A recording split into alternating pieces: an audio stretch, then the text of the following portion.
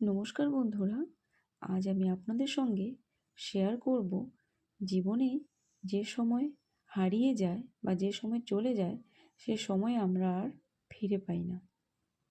হারানো সময়টা ঠিক মানুষের মৃত্যুর মতো, একবার চলে গেলে চাইলেও আর তা আমরা ফিরে পাই না বা সেটা আমাদের জীবনে আর ফিরে আসে না। এটাই আমার জীবনে সবচাইতে বড় আফসোস। সময়কে অবহেলা করেছিলাম, তাও সেটা না বুঝে না জেনে। বারবার আমি একই জিনিস ভাবি, আমাদের জীবনে চাইলেই অনেক কিছু ফিরিয়ে আনা যায়, সম্ভব ফিরিয়ে আনা, কিন্তু যে সময় চলে যায় সে সময় চাইলেও আমরা ফিরিয়ে আনতে পারি না।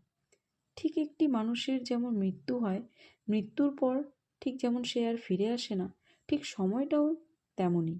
একবার চলে গেলে সেটি আর ফিরে পাওয়া যায় না।